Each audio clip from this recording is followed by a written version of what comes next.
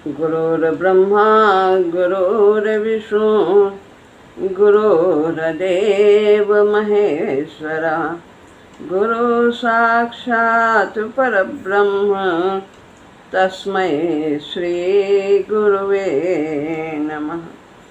तस्मै श्री गुरुवे नमः।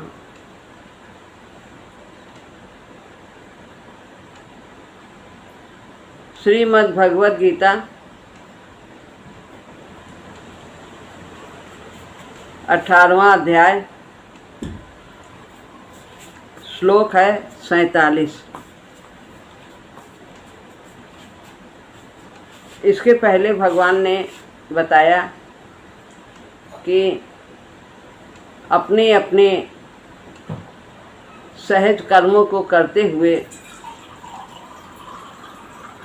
प्रेम पूर्वक भगवत भाव से इस प्रकार करते हुए व्यक्ति परम सिद्धि को यानी परमात्मा को प्राप्त होता है।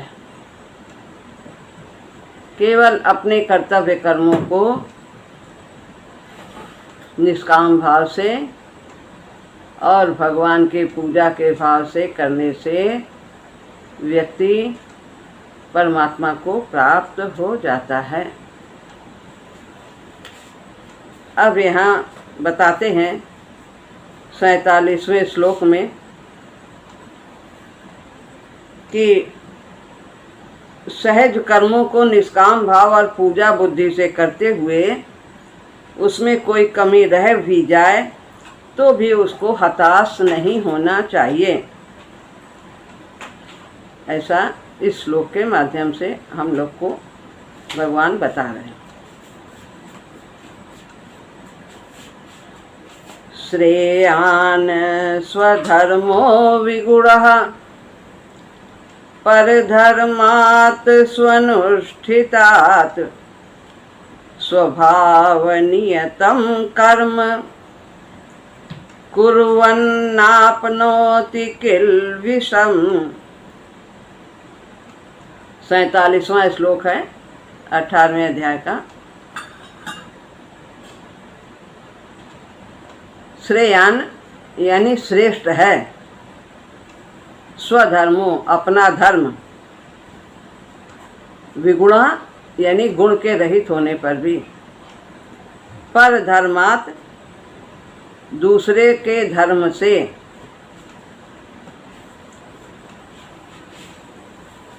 स्वभाव नियतम कर्म स्वभाव से नियत किए हुए कर्म यानी स्वधर्म, स्वधर्म रूपी कर्म को करता हुआ, कुर्वन माने करता हुआ, किल विषम यानी पाप को न आपनोति नहीं प्राप्त होता है। अच्छी तरह अनुष्ठान किए हुए पर धर्म से गुण रहित अपना धर्म श्रेष्ठ है। कारण कि स्वभाव से नियत किए हुए स्वधर्म का कर्म को करते हुए मनुष्य पाप को नहीं प्राप्त होता। तो यहाँ पर प्रभु बताते हैं कि स्वधर्म का मतलब है वर्ण धर्म से, जिस वर्ण में वो पैदा हुआ है, यहाँ पर उससे तात्पर्य है। जो मनुष्य भगवान को पाने का उद्देश्य रखता है तो उसके लिए अपना धर्म ही स्वधर्म है। जिस वर्ण में है वो उत्पन्न हुआ है तो उसी कर्म को करते हुए ही उसका कल्याण होगा। जैसे कोई अपने को मनुष्य मानता है तो क्या उसका धर्म है कि मनुष्यता रखना, यही उसका धर्म। पहली बात तो मनुष्य होने के नाते हमें मनुष्यता रखनी चाहिए। जो मानव के गुण हैं वो हमारे अंदर होने चाहिए, पशु के गुण हमारे अंदर नहीं होने चाहिए, यदि हम अपने को मनुष्य मानते हैं तो। जैसे कोई अपने को विद्यार्थी मानता है तो पठन पाठन उसका धर्म है, और यदि कोई अपने को साधक मानता है तो साधना करना उसका धर्म है। यदि कोई अपने को भक्त या जिज्ञासु मानता है तो भक्ति उसको करना, जिज्ञासा यानी जानने की इच्छा रखना शास्त्रों आदि को, ये उसका धर्म है। इस प्रकार जिस कार्य में नियुक्ति हुई है उसकी, जो वो सोचता है कि हमें ये करना है, अच्छे कर्म सत्कर्म, वही उसका धर्म है और भली प्रकार उसे यह करना चाहिए। इसी प्रकार वो जिस वर्ण में, जिस आश्रम में है, गृहस्थ आश्रम है कि वानप्रस्थ है कि ब्रह्मचर्य है, क्या है, ब्रह्मचर्य है, फिर गृहस्थ है, फिर वानप्रस्थ है, फिर संन्यास है, ये 4 आश्रम को शास्त्रों में विभाजन किया है मनुष्यों के लिए। तो जिस आश्रम में है, जैसी उसकी अवस्था है, उसके अनुसार उसको व्यवहार करना चाहिए। पहले बांटा गया था 25 साल तक ब्रह्मचर्य, 50 तक गृहस्थ, फिर 75 तक वानप्रस्थ और फिर संन्यास। इस तरह 100 वर्ष की आयु मानी गई थी, तो इस तरह विभाजन किया गया था और सब अपने अपने धर्म का पालन करते थे। तो जो कर्म नियत किए गए, जैसे ब्राह्मण के लिए दान देना, शास्त्र आदि को पढ़ना, ईश्वर भाव रखना, ये सब, क्षमा करना, ये सब उनके लिए गुण है। और क्षत्रियों के लिए दूसरे गुण हैं, शासन करना, पीठ न दिखाना युद्ध में, इस प्रकार धर्म की स्थापना करना, अधर्म का नाश करना, ये सब हैं। तो जो जो गुण जिनके हैं, गुणों के अनुसार उनके कार्य विभाजन किए गए हैं, तो उनको वही वही कर्म उनके लिए शास्त्र में नियत किए गए हैं, और उन्हीं कर्मों को करने से उनके कर्मों में निपुणता भी आती है। तो यही कहा है कि वैश्य अपने जीविका पालन में लगे रहते हैं, उनको व्यापार आदि के लिए बताया, उनमें ये गुण होता है, इसलिए वो उनको ये कार्य नियत किया गया। और शूद्र के लिए सेवा का भाव उनके अंदर प्रधान होता है, इसलिए उन्हें इस प्रकार से कार्य नियत किया गया। तो ऐसा अपना स्वधर्म अगर दूसरों के धर्म की अपेक्षा गुण रहित है, लगता है कि शास्त्र पढ़ना, पूजा पाठ करना, मंदिर में बैठना, ये सब बहुत अच्छा काम है, और जो ये नीचे शूद्र का कार्य है वो सफाई आदि का, उसमें तो थोड़ा छोटा कार्य है, निम्न कार्य है, तो उसको गुण रहित समझे, तो ये ठीक नहीं है। गुण रहित नहीं है, जो भी जिसको कार्य मिला है स्वभाव के अनुसार, वही कार्य उसके लिए उपयुक्त है और उसी कार्य में वो निपुण है, और उसी कार्य को करके ही वो भगवान की प्राप्ति कर सकता है। लेकिन कभी कभी जैसे आपातकाल आ जाए, कोई अकाल पड़ जाए, कुछ पड़ जाए, तो कोई भी वर्ण का व्यक्ति किसी भी प्रकार से अपनी जीविका को चलाने के लिए कोई भी कार्य कर सकता है, तब उसका वो स्वधर्म बन जाता है। और कुछ ऐसी बातें हैं जो जैसा ब्राह्मण में बताया है कि मन को इधर उधर नहीं जाने देना चाहिए, जहाँ लगना है वहीं लगाना चाहिए, इंद्रियों को मनमानी नहीं करनी देना चाहिए, उदारता रखनी चाहिए। ये भाव तो सभी जातियों के लिए आवश्यक है, ये मनुष्यता के नाते ये सभी में होना चाहिए, क्योंकि मनुष्य है वो भगवान को प्राप्त करना चाहता है, तो उसे निश्चित रूप से अपने लक्ष्य की प्राप्ति के लिए मनुष्यता के गुण रखने ही चाहिए, होने ही चाहिए उनमें।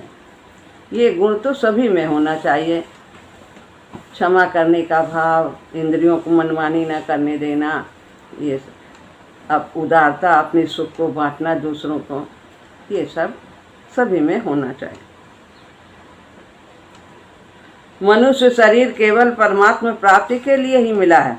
इस दृष्टि से मनुष्य मात्र साधक है, सभी साधक हैं, सभी को साधना करनी, सभी को आगे विकास अपना करना है। अतः दैवी संपत्ति के जितने भी सद्गुण सदाचार हैं वे सभी अपने में होने से मनुष्य मात्र के लिए स्वधर्म है। दैवी संपत्ति के गुण तो मनुष्य में होने ही चाहिए और आसुरी संपत्ति का बहिष्कार करना चाहिए, ये निषिद्ध है। दुर्गुण दुराचार ये त्याज्य है, इनका त्याग करना चाहिए। ये मनुष्य मात्र के लिए न स्वधर्म है और न ही ये परधर्म है। दूसरे का धर्म, अगर दूसरा कोई दुर्गुण दुराचारी है तो हमें अपना छोड़ करके हम उसके आचरण को ना अपनाएं, ये किसी के लिए ग्रहण नहीं करने के योग्य।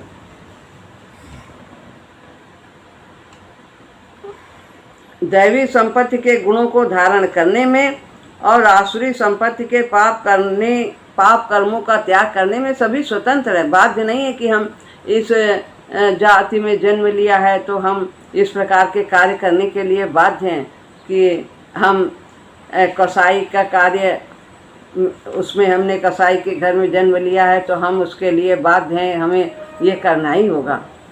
तो ये यदि वो ऐसा होता है, कहीं पैदा होता है कसाई के घर में, तो कसाई का कर्म उसके लिए आसान है, सहज है, स्वाभाविक है, क्योंकि वो वहाँ पर उत्पन्न हुआ, उसके गुण ऐसे थे तभी वो वहाँ पर उत्पन्न हुआ। लेकिन स्वभाव नियत कर्म करता हुआ मनुष्य पाप को प्राप्त क्या होता है कि नहीं? अगर हमारा ऐसा स्वभाव है कि हम पशुओं का वध करें तो क्या हमें पाप लगेगा कि नहीं लगेगा? जरूर लगेगा। तो क्या कसाई के कर्म का त्याग नहीं करना चाहिए? अगर कसाई के कर्म का अगर त्याग नहीं करेगा तो ये आचरण उसका कैसे छूटेगा, कल्याण उसका कैसे होगा? तो इसमें बताते हैं जो कर्म किसी के लिए भी अहितकारक हो, दूसरे को कष्ट देने वाला हो, दूसरे का अहित करने वाला हो, वे सहज कर्म नहीं लिए जाते हैं। वे कर्म आसक्ति और कामना के कारण पैदा होते हैं। पहले जन्म में रही है आसक्ति, रही है कामना, रही, इसलिए उसने इस प्रकार के कर्म किए। तो क्या जो कर्म हम करते आए वही हम करते रहें? नहीं, हम उनका त्याग कर सकते हैं। हम जन्म लेने के लिए बाध्य थे कि हम इस परिवार में जन्म लेंगे, लेकिन उस कर्म को करने के लिए हम बाध्य नहीं हैं। निषिद्ध कर्म चाहे इस जन्म में बना हो चाहे पूर्व जन्म में बना हो, वो दोष वाला ही है। जो मना है शास्त्रों में वो कर्म चाहे हमने पहले जन्म में किया हो चाहे इस जन्म में, वो तो उसमें अवगुण है ही, दोष उसमें है ही।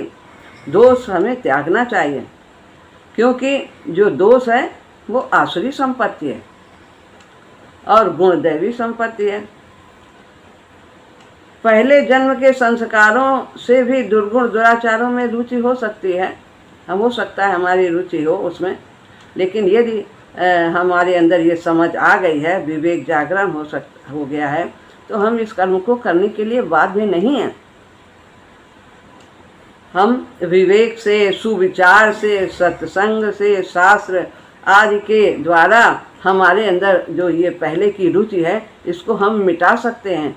हम शास्त्रों को सुने, सत्संग सुने, क्या करना चाहिए क्या नहीं करना चाहिए, क्या आचरण दैवी गुण वाला है क्या आसुरी वाला है, तो इसको हम समझ करके हम इस वृत्ति को, अपनी रुचि को, जो हमारे अंदर इस तरह की रुचि है उसका हम त्याग कर सकते हैं। देखा जाए तो कोई भी प्राणी अपना अहित नहीं चाहता। हम अपना अहित नहीं चाहते, दूसरा भी अहित नहीं चाहता, जीव मात्र अहित नहीं चाहता, अपनी हत्या नहीं चाहता। अतः किसी को किसी की हत्या करने का अधिकार नहीं है। मनुष्य अपने लिए अच्छा काम चाहता है तो उसे दूसरों के लिए भी अच्छा काम करना चाहिए। तो इस प्रकार से हम अपनी जो हमारी आसुरी संपत्ति में, आसुरी गुण में हमारी रुचि है पूर्व जन्म के कारण, हम उसको अपने सुविवेक से, सुविचार से, सत्संग से, शास्त्र के अध्ययन से हम अपनी रुचि को बदल सकते हैं।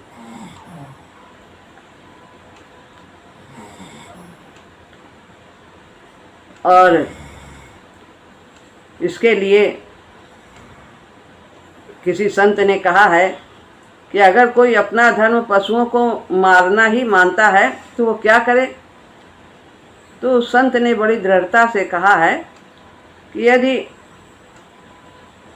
अपने धर्म के अनुसार स्वधर्म मानवता का धर्म, यदि वो भगवान का नाम लगातार 3 वर्षों तक ले और अपने इष्ट का नाम जाप करता रहे तो फिर उसके अंदर ये मारने की वृत्ति समाप्त हो जाएगी, उसमें दैवी गुण प्रधान हो जाएगा, तो उसका स्वभाव बदल जाएगा। ये जो सच्चे हृदय से ठीक परमात्म तत्व की प्राप्ति चाहेगा तो फिर वो इस प्रकार के कार्य नहीं करेगा। उसे अपने आप ग्लानि होगी और बिना कहे सुने उसमें सद्गुण स्वाभाविक आ जाएंगे।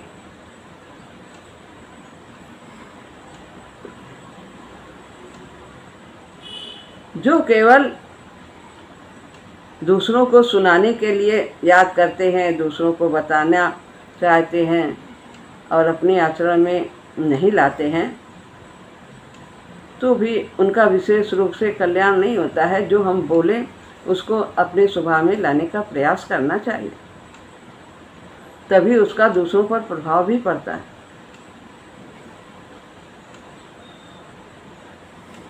इसलिए मनुष्य को अपना स्वभाव और अपने कर्म शुद्ध तथा निर्मल बनाने चाहिए और इसमें कोई परतंत्र नहीं है, कोई निर्बल भी नहीं, कमज़ोर भी नहीं कि वो ऐसा नहीं कर सकता। हम अपने स्वभाव को बदलने के लिए दूसरों पर आश्रित नहीं हैं कि जब वो अच्छा करेगा तभी हम अच्छा करेंगे, नहीं, हम अच्छा करें अपना।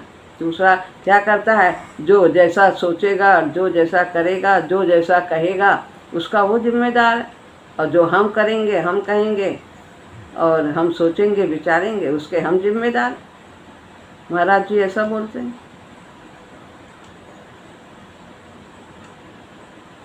इस प्रकार उद्धार के योग्य समझ कर ही भगवान ने हमें मनुष्य शरीर दिया है कि इसमें इस योनि में मनुष्य अपना उद्धार कर सकता है। जो निम्न योनियों से आया है तो मानव तन प्रदान किया है, इसमें विवेकनी बुद्धि दी है, उसके द्वारा वो सोच विचार करके अपने कर्मों को सुधार सकता है और अपना कल्याण कर सकता है।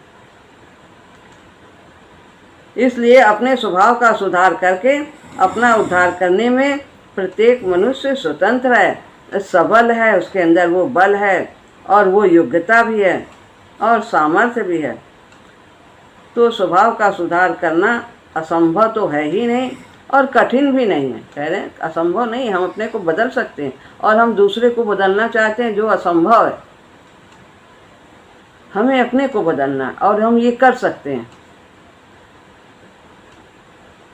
हम सुधर कर दूसरों के सामने आ जाएं, दूसरे स्वयं सुधर जाएंगे। संसार तो दर्पण है, जैसा हमारा चेहरा है वही उसमें दिखता है। तो हम दर्पण को ठीक करने लगते हैं, अपने चेहरे को नहीं ठीक करते, तो ये तो हमारी अज्ञानता है। तो हमें अपने को बदलना।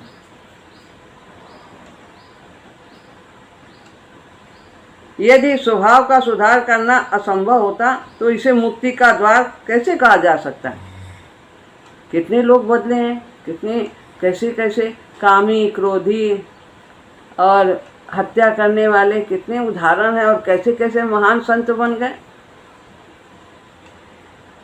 इस प्रकार हम भी अपने को निश्चित रूप से बदल सकते हैं। इतना महान गुरु हमें मिले हैं और उनकी शरण प्राप्त है, तो हम अपने को उनकी शक्ति के सहारे बदलें, दैवी संपदा को अर्जित करें और आसुरी संपदा का त्याग करें।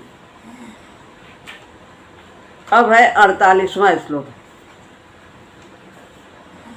सहजम कर्म कौन्तेय सदोषमपि न त्यजेत सर्वारंभा हि दोषेण धूमेनाग्निरिव्रता।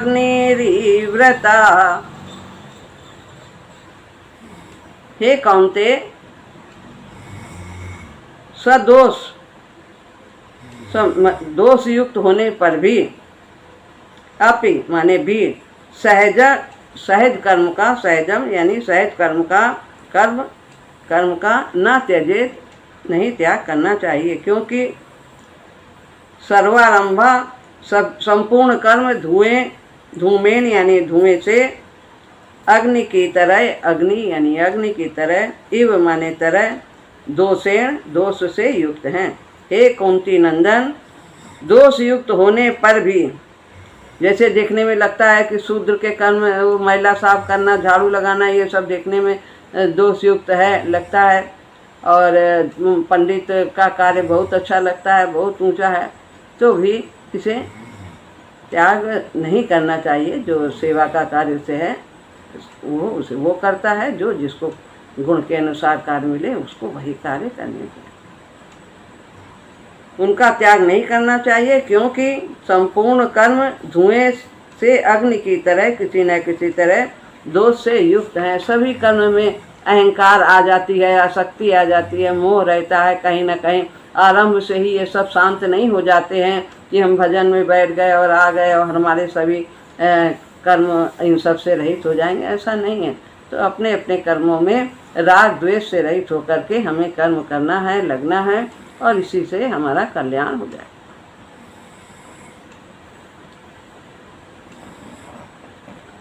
स्वभाव के अनुसार शास्त्रों ने जो कर्म नियत किए हैं उन कर्मों को करता हुआ मनुष्य पाप को प्राप्त नहीं होता है। अगर पाप क्रिया न होती तो पाप को प्राप्त नहीं होता, यह कहना नहीं बनता। अतः भगवान यहाँ कहते हैं जो सहज कर्म है उनमें कोई दोष भी आ जाए तो उनका त्याग नहीं करना चाहिए। दोष यही है कि अहंकार आ जाता है, आसक्ति आ जाती है, लोभ भी आ जाता है, तो ये सब फिर भी यज्ञ दान तप आदि करते हैं लोग, तो उसमें दान में भी आ जाता है अहंकार कहीं ना कहीं, यज्ञ में भी मैं बहुत बड़ा यज्ञ कर रहा हूँ, या तप किया, किसी के लिए कुछ त्याग किया, तप किया, सेवा किया, शरीर को कष्ट दिया, उसमें भी यदि आ गया अहंकार शुरू में आ जाएगा। फिर भी हमें ये अच्छे कार्य करते रहना चाहिए। अच्छे कार्य में इतने गुण होते हैं कि वे उनके अंदर के दोष को स्वतः ही धीरे धीरे शांत कर देते हैं। सेवा का कार्य है, कितना बड़ा कार्य है सेवा का कार्य, चाहे वो शूद्र करे, चाहे कोई भी जाति का करे, किसी के लिए भी करे, सेवा तो महान कार्य है। तो ये कार्य कोई भी छोटा या बड़ा नहीं होता है। हमारा राग द्वेष ही बड़े से बड़े कार्य को मलिन कर देता है, और राग द्वेष से रहित होकर के किया हुआ छोटे से छोटा काम भी भगवत प्राप्ति का साधन बन जाता है।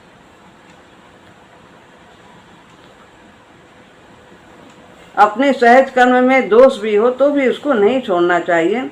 जैसे ब्राह्मण के कर्म जितने सौम्य हैं उतने ही ब्राह्मण के अलावा वर्णों के कर्म सौम्य नहीं है। जैसे क्षत्रिय का कर्म इतना सौम्य नहीं है, क्या है कि वीरता दिखाना, मार काट करना, देखने में लगता है कितना वध किया है, ये सब देखने में सौम्य नहीं लगता है, लेकिन फिर भी जो जिसका कार्य, क्षत्रिय का कार्य देश की रक्षा करना है, कर्तव्य करना है, वो उसे वही करना चाहिए, वो गुण उसमें प्रधान है। तो ये कार्य दूसरों की रक्षा करना ये सब उसके लिए उचित है।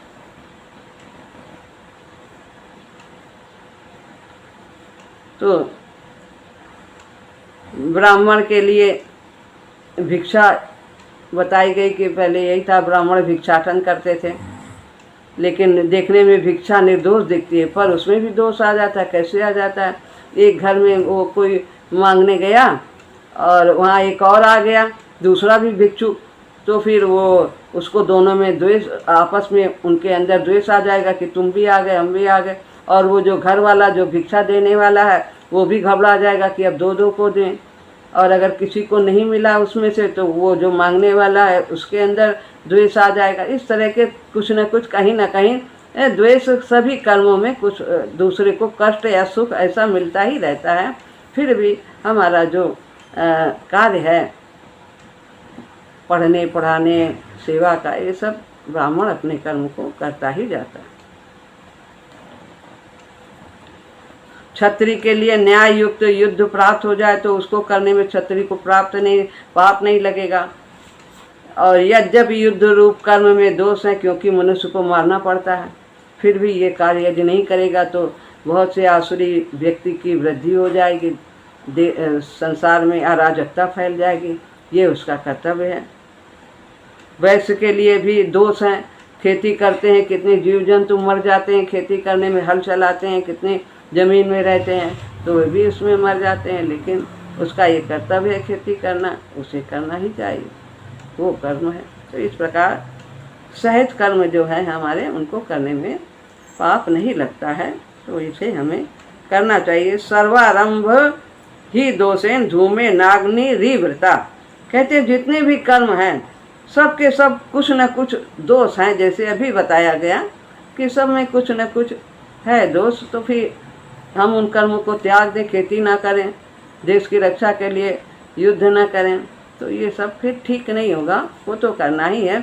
अग्नि जैसे होती है, अग्नि जलाई जाती है तो उसमें धुआं तो रहता ही है, तो जैसे अग्नि में धुआं रहता है उसी तरह से सभी कर्म में कुछ न कुछ दोष रहते हैं, तो भी हमें उनका त्याग नहीं करना चाहिए। यदि हमारा कर्तव्य है, वर्ण के अनुसार हमें वो प्राप्त कर्म मिला है, सहज कर्म है, तो हमें वो करना चाहिए।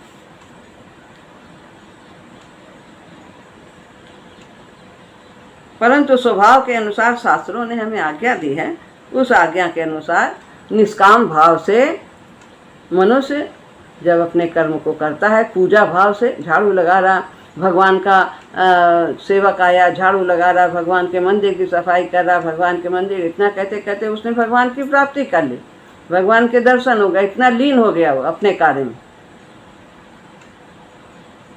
इसी से भगवान अर्जुन से कह रहे हैं कि हे अर्जुन, तू जिस युद्ध रूप क्रिया को घोर मान रहा है वो तेरा धर्म है, क्योंकि न्याय से प्राप्त हुए युद्ध को करना क्षत्रियों का धर्म है। इसके सिवाय क्षत्रिय के लिए दूसरा कोई श्रेय साधन नहीं, क्योंकि वो अपने प्राणों की बाजी लगा करके युद्ध में जाता है कि हमारा कोई निश्चित नहीं कि हमारे प्राण बचेंगे कि नहीं रहेंगे, तो प्राणों का मोह छोड़ करके जाता है। ये उसका बहुत बड़ा त्याग हो जाता है। तो इसलिए निषिद्ध कर्म में आसक्ति होने से, निषिद्ध कर्म यानी जो मना किए गए शास्त्रों में, जिससे ना अपना हित होता है ना दूसरे का हित होता है, वो निषिद्ध कर्म। वास्तव में हमें सहज कर्म करने चाहिए। निषिद्ध कर्म होने से अथवा निषिद्ध रीति से भोगने के कारण ही विहित कर्म कठिन प्रतीत होता है। जो हमें हमारी आदत पड़ी है निषिद्ध कर्म करने की, आसक्ति है, अच्छा लगता है दूसरों को कष्ट पहुंचाना, अपना स्वार्थ बन रहा है, तो इसमें हमारी आसक्ति के कारण, कामना के कारण निषिद्ध कर्म करते हैं। लेकिन यदि हमारे ये हम इस प्रकार कर्म करते हैं तो हमें जो शास्त्र में बताया गया वो कार्य कठिन लगता है। निषिद्ध कर्म में आसक्ति है, हमें ये अच्छा लग रहा है, हंसना, दूसरों का मजाक बनाना, दूसरों को कष्ट देना। इसलिए जो अच्छे कार्य हैं, जो श्रेष्ठ कार्य, उनको करने में कठिनाई होती है। तो हमें जब अच्छे कार्यों की धीरे धीरे आदत अपने अंदर डालनी चाहिए और अपने समान दूसरे के कष्ट को समझना चाहिए। तो ये जो स्वधर्म है, इसको हम स्वकर्म भी कहते हैं, स्वधर्म कहते हैं, सहज कर्म कहते हैं, इसके अनेक नाम हैं। तो हम स्वधर्म को इस प्रकार से भी कह सकते हैं।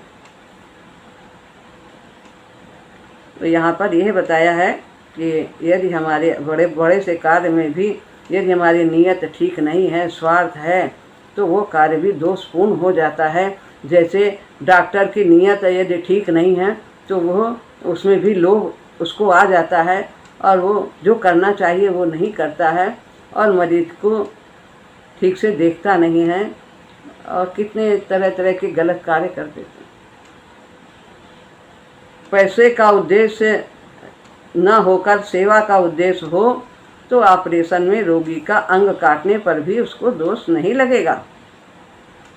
पर यदि स्वार्थ भाव से वो कुछ कार्य करता है तो उसमें दोष लग जाता है। तो हमारे ये आज भगवान ने ये बताया कि जो हमारा कर्तव्य कर्म है उसको राग द्वेष से रहित होकर के करना चाहिए और अपने में दैवी संपत्ति को अर्जित करना है और आसुरी संपत्ति का त्याग करना है। हम कर सकते हैं, यदि हमारा स्वभाव भी ऐसा है तो भी हम इसे बदल सकते हैं सत्संग के द्वारा, सुविचार के द्वारा, शास्त्र के द्वारा, महात्माओं की बातें सुन करके हम इस प्रकार अपने को निश्चित रूप से बदल सकते हैं और मनुष्य जीवन को हम सफल कर सकते हैं। श्री राम राम।